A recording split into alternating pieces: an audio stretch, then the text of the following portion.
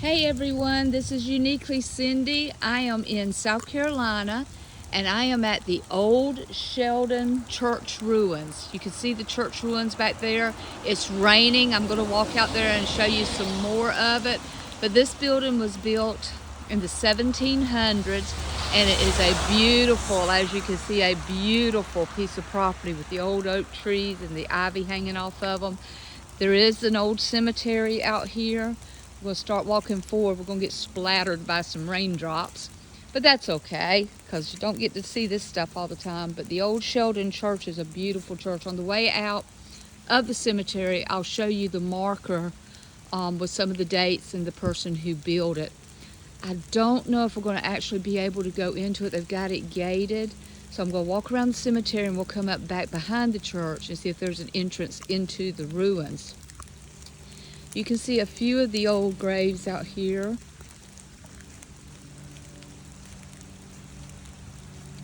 I'm having to watch these big mud puddles.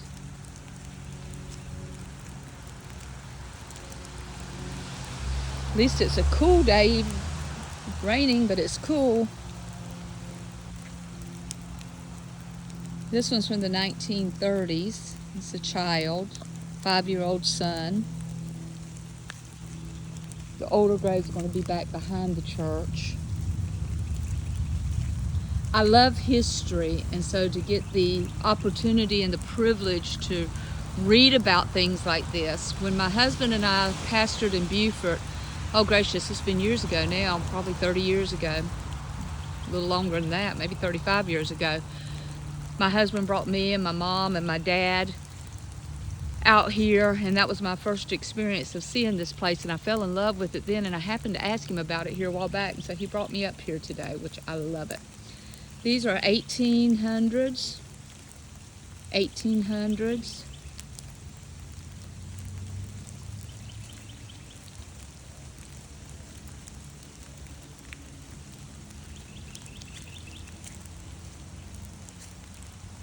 We need to keep our history. And I know it may sound odd to some, history in a cemetery, but there is history in cemeteries. And we need to keep our history. Because if we destroy it, then we're going to be doomed to relive it. And there's some history we don't want to repeat. We learn from the past and plan for the future. Early 1900, 1902.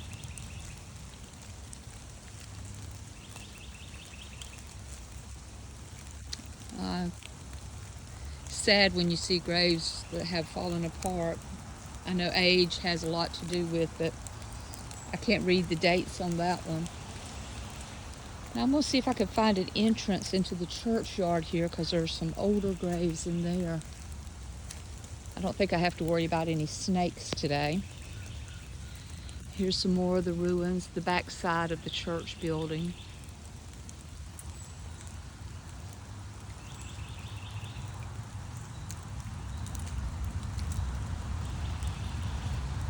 This one is mid-1800s. Whoops, I'm sorry, stepped in a mud puddle. Mid-1800s. Habersham. These are very interesting. I love tombs. I think tombs are interesting. A much beloved and lamented. I can't read the last part.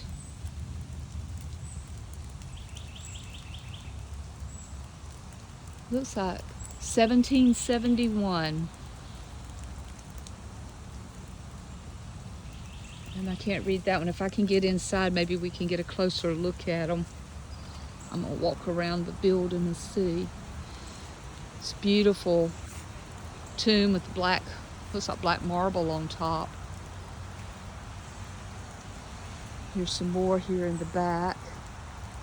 1833, 1861. I'd imagine at one time, just looking at the structure of it, that would have been a beautiful stained glass window.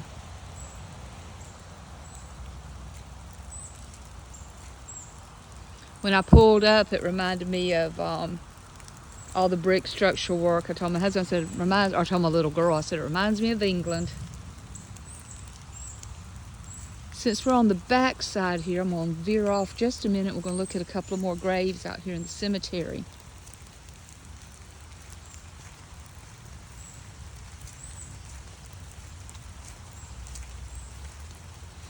Mary Gowan, 1816 it looks like.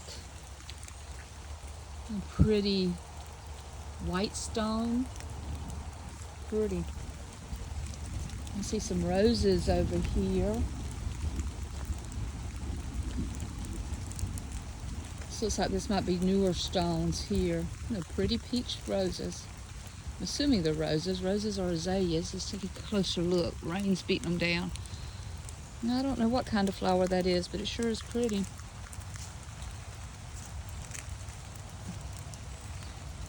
Yes, these are more recent tombs. Got some more out toward the edge of the woods there. But I want to go back up to the church area.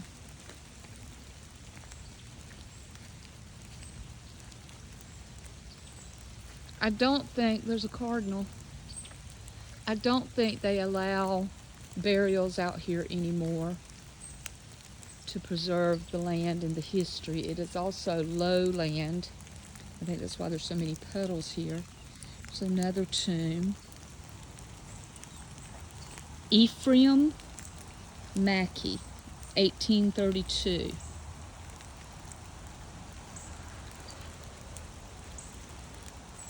Wish I could read the rest of it because it's got his place of death, the way it's worded. Makes you wonder if it's military. Here's some more in the old part, back behind the church. Can't read the writings on them too far away. Here's the side of the old church. I would have loved to have seen it in its glory when it was all in one piece. And the wooded area, this is such a peaceful place.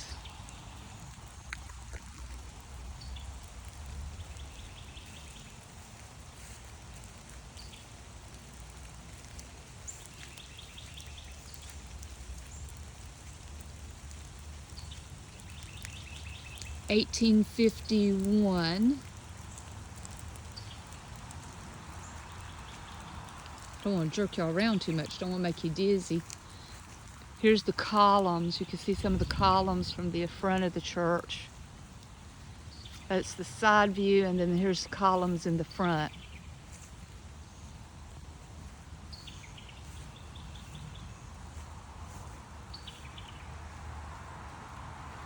There's a gate in the front. I'm going to see if the gate's unlocked. If it is, we'll go in.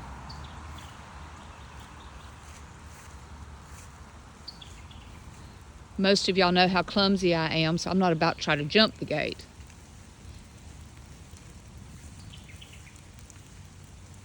Here's some more. 1851. Whoop, mud puddle. 1888.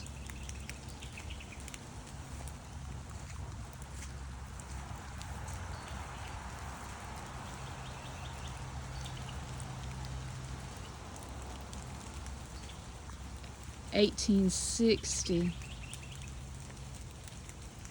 She was only 22.